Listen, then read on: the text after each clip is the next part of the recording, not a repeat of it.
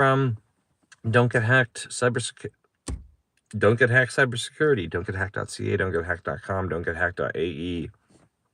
Also the host of I Am YouTube Famous every Saturday, 9 a.m. Eastern. So, I've been on calls today where business owners are looking for leads and they're using Google Maps and then building vibe apps, and everyone it's funny with new technologies because there is a huge rush to them where and everybody's learning there may be courses you can take to learn that stuff, but the courses are going to be outdated super fast. It's like when crypto first came out and Bitcoin mining, and then any new social media like Facebook and then TikTok and all this stuff comes out, and people rush to learn it, rush to implement it, and like 1% do a really good job or learn the algorithm and are able to master it, and everybody, and then you see this it's like the adoption scale. It's like you got 1% that are really good, and then everybody else is kind of somewhere else on the scale. So currently AI, we've had it for 2 years, 3 years now, and some people adopted it really fast, and you can just see a lot of other people struggling to adopt it. And now it's like, hey, well, you can make your own AI now, and you can make your videos and your photos and apps and all this stuff. But there's some people doing it really well and other people falling massively behind on it. So I finished up a Zoom call this morning with someone who is adopting AI, making apps, vibe app. We were talking about vibe apps, and my background is computer information systems, so I learned in high school how to code.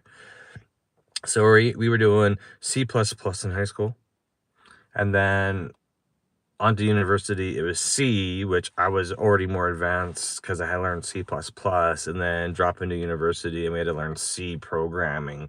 And I was like, this is super inefficient, right? So my background in high school and university was computer information systems. So that would have been C, C++, Java. We did Oracle databases. We did Fortran. Like, my experience, why I'm so good at cybersecurity is because my experience with learning how to program. And hey, Florida, I should be heading there like February, March. We're in Nevada right now, so Happy New Year to you in Florida. So anyway, why I've been so good at my career with cybersecurity and helping people troubleshoot technology is because I understand how code is written. I understand the fundamentals of how code is written and how software is written and how poorly it can be implemented, as well as end user frustration, right? Because we chatted about this in the call this morning. I was complaining about certain social media influencers, and they're like, well, you're jealous about how much money they're making. I'm like, I'm not jealous about how much money they're making. I prefer if your software worked before you use all of your all the people who are following you on the internet, you're really using them as guinea pigs, right? So, and they told me, oh, well, you have to turn off your technician mind and just use software and report bugs. I'm like, I've already done that. Like, it's just one of these things where I understand what problem. I'll use a piece of. This is why I don't do any type of affiliate stuff. People are like, hey, you run a cybersecurity business. You have customers in Canada, USA, Middle East, all over the place that ask you for technology advice and YouTube advice. And I'm like, I am going to be straight open and honest with you. I don't use any affiliates. I don't say, hey, use this particular software rather than this. I'm like, you're all humans. And if you're watching this, please like and subscribe, because I need to My goal is to get over 5K subs by it's for January 1st, 2026. I've been struggling around 1.9K. I haven't cracked 2K. I would really like to get to 5K by the end of the year, but I know I need to do more lives like this. So like and subscribe and leave comments. And I just want to at the core of our business, we're helping business owners with technology. So it doesn't matter if you use Windows, Linux, Mac. I use them all. Like our current mix right now is we got like 3 MacBooks and Windows laptops and a Windows desktop and a Bitcoin. Like I use a lot of stuff and I know what works well and what doesn't work well. So if somebody's got a question, hey, how are you Bitcoin mining? I can give you my experience on Bitcoin mining apps out there, and then it's up to you as the end user to figure out what you like using, because you are your own person. You are a human. You have likes and dislikes. There's certain things that bug you and trigger you more than other things, and there's like 16 different personality styles or more. Something I like using, you may not like using, but I need for you to know, like, and trust me, to be happy with my recommendations. I need to know what you like and what you dislike, and then give you a solution that works for you without you complaining too much, because this is a whole world of uh, living in different cities. You need to know how the cities, in order to enjoy the city you like living in, you need to know how it works, and good communities, bad communities, traffic flow, etc., etc., etc. It's like, I love Dubai. Don't like the traffic, but I can drive myself around Dubai. But there's certain areas where I'm like, I wouldn't be able to live in a certain area because traffic's way too much. You can't do anything if you're gonna sit 4 hours each way in traffic. You just can't do anything. But if you're a salaried employee and you're slave to a business and you have to go to the office every day, and then you choose to live in a cheap area with like a 4-hour commute each way, that is the position you've put yourself into, and you have to live with that, right? I choose not to live with that type of situation. So hence I live mobile, and I'm scouting out places where I like to live that are easy access to big crowds, lots of customers. Low cost of living is nice. California's out because it's crazy with the diesel and gas prices and everything. I'll go visit California. Couldn't pay me enough to live there. But anyway, as a technician, I got to solve problems. So it's like when we have YouTube students in our YouTube class, and like you can use different like every person's gonna like to use a different video editor, and everyone's gonna have their own preference on camera that they use, and a laptop they use, and lighting rigs that they use. But at the end of the day, what we need is a solution, a workflow situation for you that works for you. It's like, how do you like your files to be named? How do you like your files to be organized? What day of the week works best for you to film or get onto the AI video creation software and make some AI videos, and then upload them to your YouTube, and then schedule them to go out, and then learn how to do your titles, descriptions, tags, thumbnails. There's a whole art and science and process behind this stuff that you have. You're not going to be able to use the same process as somebody else unless you've got the same personality style as them. So anyway, I wish you all the best in 2026. I didn't want to go off on a rant or tangent like that. It's just, I had this call this morning, and they're like, what help do you need? Well, I'm like, hey, we always need new customers, and we need to learn how to market our cybersecurity business, because we can be on Facebook, we can be on LinkedIn, we can be on YouTube like this, we can be making videos, we can be emailing our customers, but things change, and the service that I provided 5 years ago, 10 years ago, those technologies may not even be used by business owners anymore. So what new problems are there out there to solve? Hence, we built our own AI app.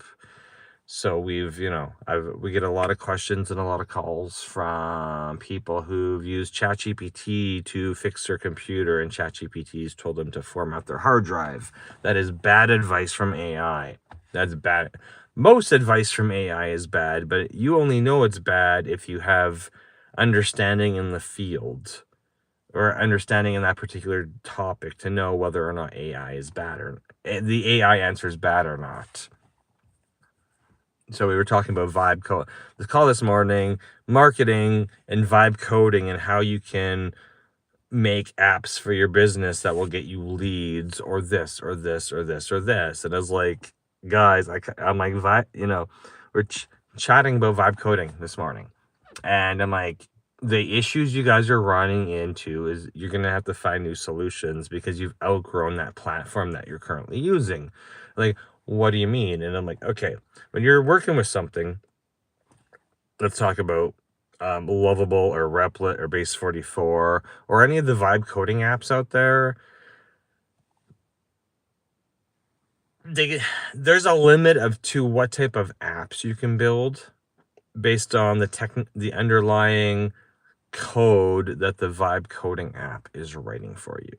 So for example, if you're just building a website, any vibe coding app's going to work because you're really just building a website, a landing page, slapping some e-com on there, tying it into Stripe or Square for credit card processing. A website's super simple. You might be showing somebody how to, it might be, image generation. It might be, there's millions of apps being written every day by people doing vibe coding. So I'm not even giving you really good examples of what is possible as an app, but most of these places advertise, if you can dream it, you can do it. But what they're not, that's all marketing, right? If you can dream it, you can do it. But realistically, that is opposite of what happens because you don't know what the limitations of their coding is going to be. And many times you're going to have to actually become the software developer and rewrite the code. The AI is not writing good quality code. It's like you typing in a question into ChatGPT and it spitting out an answer that's not good. Same as what vibe coding apps do with code. Or you're trying to doctor an image and you're like, why, and then you might jump between Canva and ChatGPT and Manus and you might be jumping through a bunch of tools. You might spend hours trying to get an image to look the way you want it to do. And that's the exact same thing. This same outcome you're going to get with vibe coding, building your own app is, unless you know how to, you're relying on the vibe coding app and its AI agent to write code. That code is likely not going to be efficient, likely not going to work, and likely just going to implement new problems. And then the more challenge, if you're dealing with anything like calendar or syncing data between one place and another, the problem you're really going to run into is that most of these vibe coding apps don't support two-way synchronization.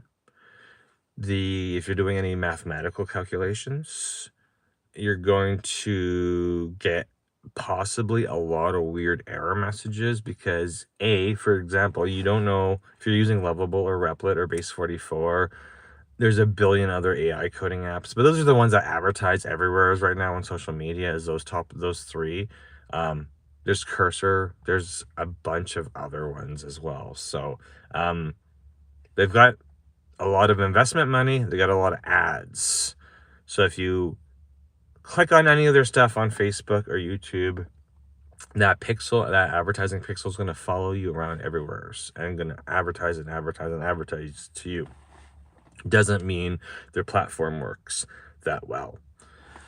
Technically, what it comes down to is that they don't support WebSockets, and they're supporting HTTPS polling. WebSockets means they can natively refresh the data without you having to refresh the browser or refresh the app.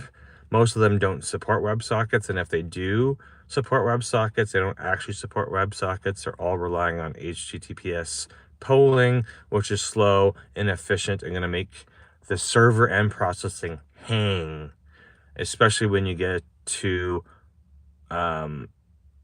mathematical calculations or large amount of users using something at the same time. There's literally too many people in Lovable, Replit, Airbase 44 at the same time using server resources, and the server can't actually spit out what your request is because it's working inefficiently on too many other apps at the same time. So always ask for help, and always, if you're getting frustrated with technology, reach out to us. This is why our channel is called Don't Get Hacked. Call us for help, because if you're running into a problem, there may be a technical issue with the platform you're using. Like, I get people saying, hey, my email is slow, and I'm like, well, what are you using? Well, I don't know, it's whatever the IT guy set up. And I'm like, okay, let's go pull an easy DMARC on your domain to figure out where it's being hosted. If you're, once I know where it's being hosted, and if you've got your DKIM and your SPF and your DMARC set up properly, are you using Google for hosting, Microsoft for hosting, or are you using some old shit like POP3 or IMAP for hosting? Like, once I know what you're doing for your, if you tell me your email doesn't work, then I go to look and you've got like a 10, 15, 20-year-old system, I'll be like, well, what do you compare? You say your email doesn't work. Do you have one email account or do you have multiple email accounts? I got to decipher what you're using and how you're expecting it to work versus how the platform actually works, because there's a lot of people out there who get a lot of technology things set up in their life, and most of it is not set up properly, or it was set up on the cheap, and it works till a certain point, or till your expectations change. What do you mean by expectations changing? I'm like, well, you can't compare your business email system to a Gmail, because if your business email system is set up on a cheap system and you're using Gmail, which is like one of the world's quickest, most reliable, fastest email platforms. It may not be the best email platform out there, but gmail.com works. It works on mobile devices and it works on webmail. Doesn't really work with desktop email software anymore due to security reasons, and that's where a lot of people complain, because they're like, well, I want to use my email on my computer, on my Apple Mail or my Microsoft Outlook or my Thunderbird or whatever email application they're using, but they're on the Gmail platform and it doesn't really work anymore. So it just depends what you have versus what your expectations are. It's like seeing so many ads for vibe coding. Dream it into existence. But you may, if you're doing something really basic, you may be able to dream it into existence.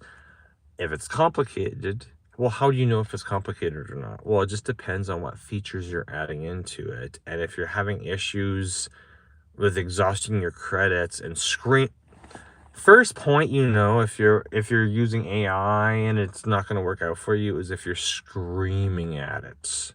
And you know who's screaming at it, because you've seen people screaming into their phones or screaming into their tablets.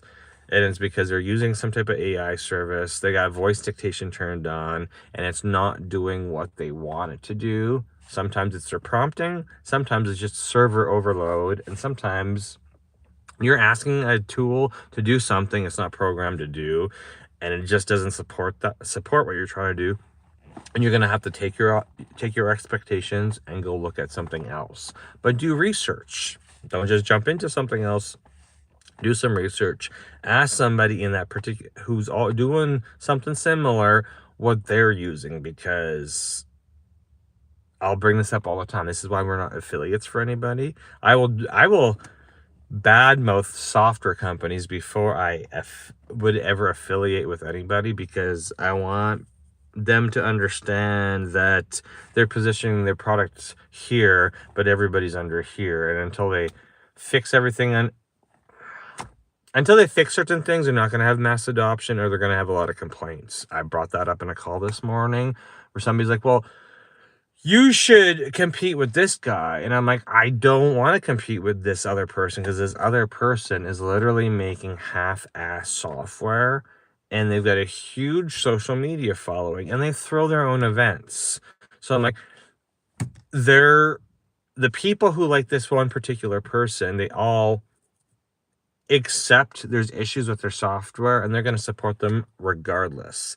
I don't like that, because if I know I got an issue with one of my one of the solutions I provide with one of the customer situations I have, I want that whole customer situation solved and fixed before I start selling anybody on anything similar, because I want to make sure I don't like people bad mouthing me behind my back. Other people, when they're building a multi-million-dollar business, may be okay with having unhappy customers, but that is the last thing I want to do. And I talk like this with other people I know who are business coaches.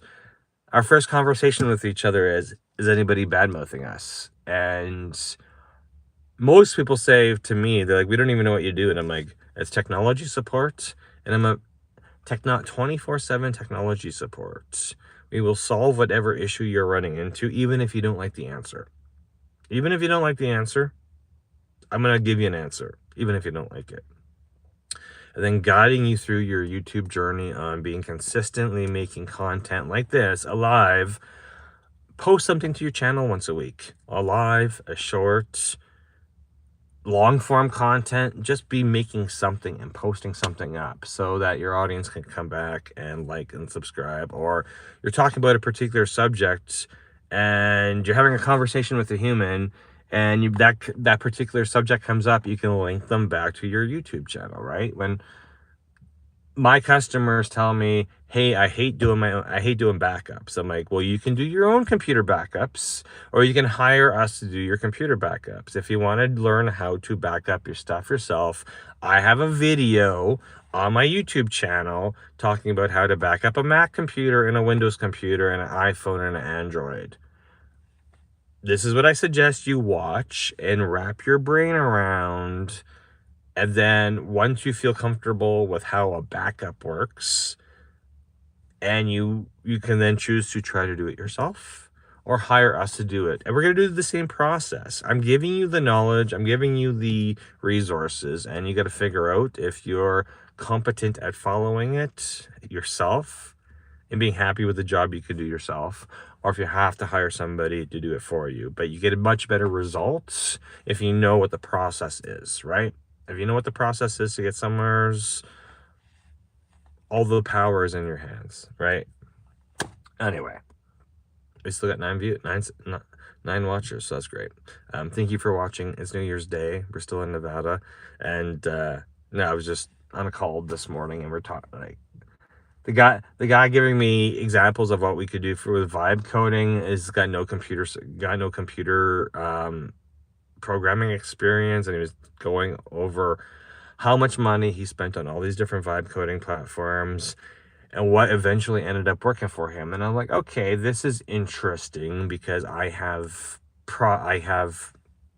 apps currently sitting in one or two different vibe coding platforms right now, active apps that are published. So, but I know what we've run into limitations, or I didn't run into limitations until somebody else ran into limitations. And but because I have a computer science degree, I'm like, okay, I understand now where the problems that we ran into, and there might be a platform issue, just like anybody having an email issue, or somebody having an issue with QuickBooks or whatever.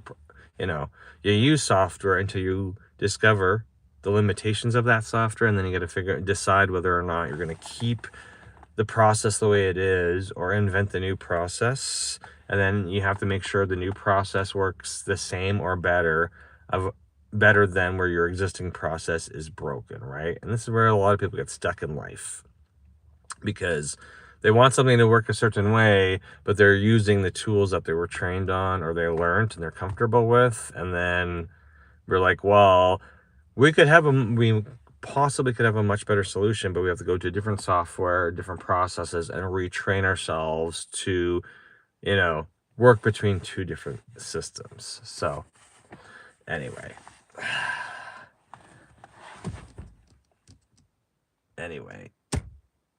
that Zoom call I had this morning where we're talking about vibe coding, and I was telling them the technical, like, Mike, nobody cares the technical stuff. They just want it to work. I'm like, the technical stuff's super important, because you might be spending a lot of time with a lot of things in your life that don't work because you're using the same methodology, the same thinking, and the same um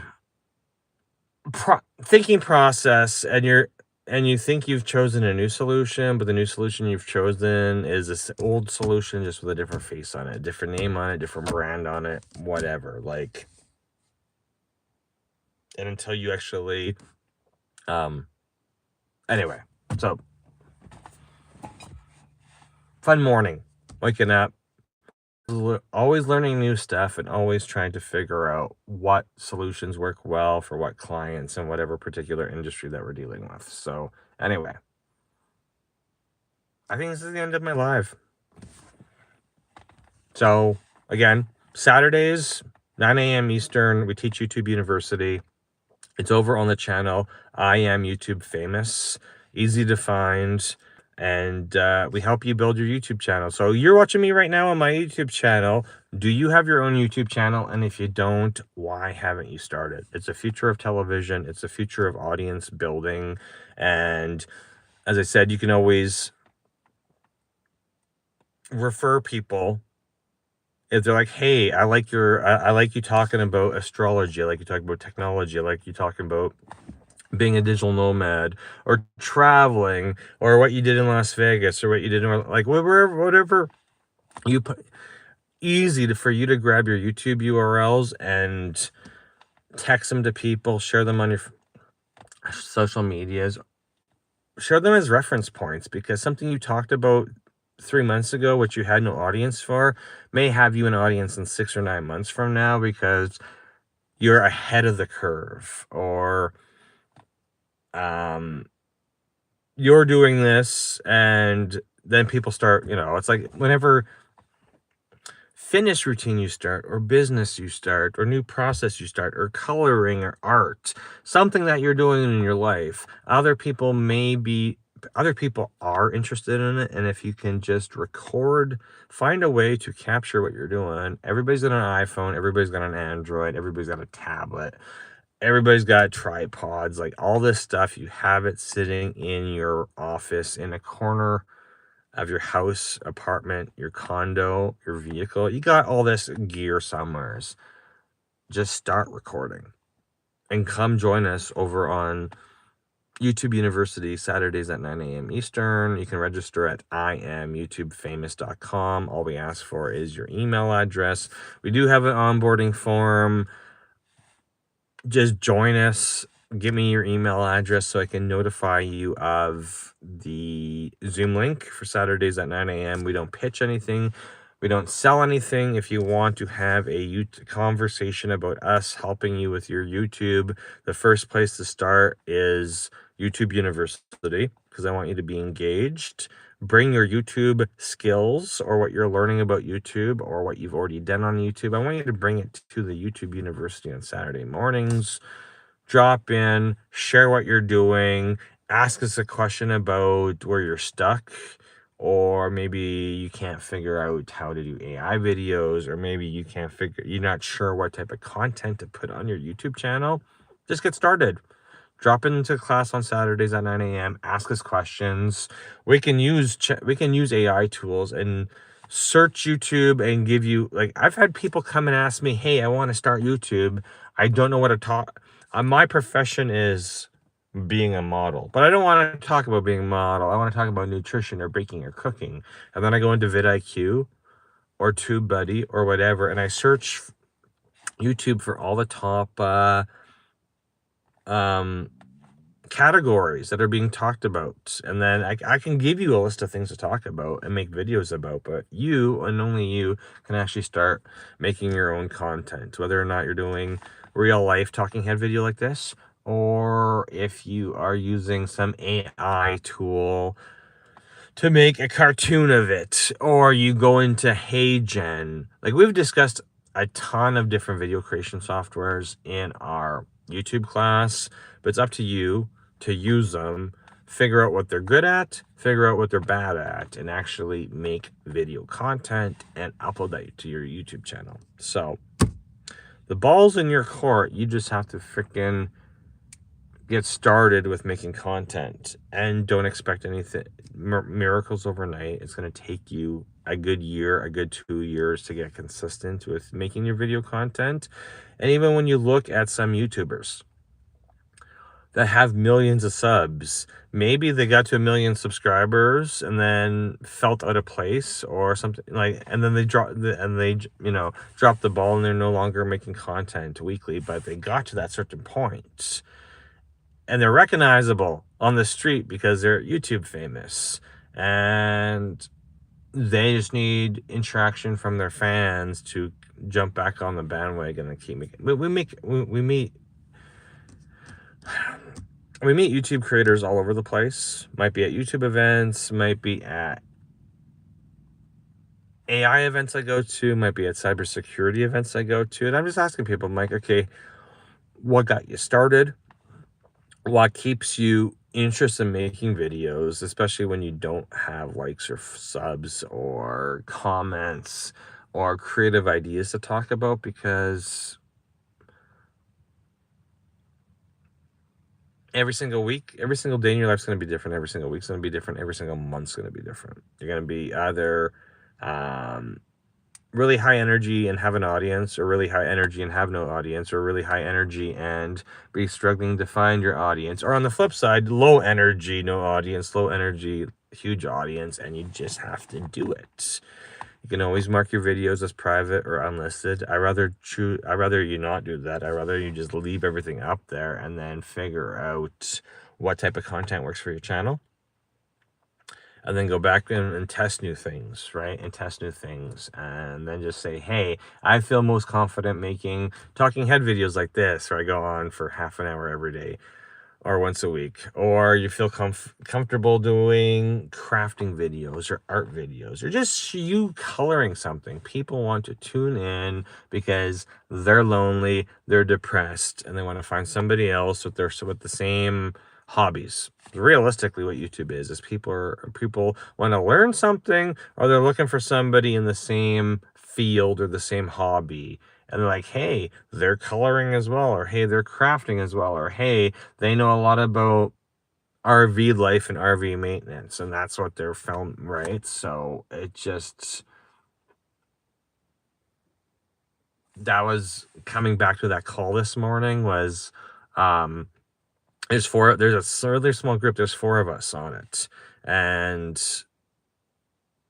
2 have YouTube channels and 2 don't. One's my student who started a YouTube channel and got to 2K subs and then fell off the earth. And I'm like, dude, everybody likes what you're talking about, especially all your clickbait stuff you post on Facebook. So what you should be doing is lives, because you jump from one thing to another, to another, to another, to another, to another. And because you're so ADD with that, I know there's a ton of people who'd watch you, but you just got to put out more content, right? And then, as told the other people and the other 2 in the chorus, it's just like,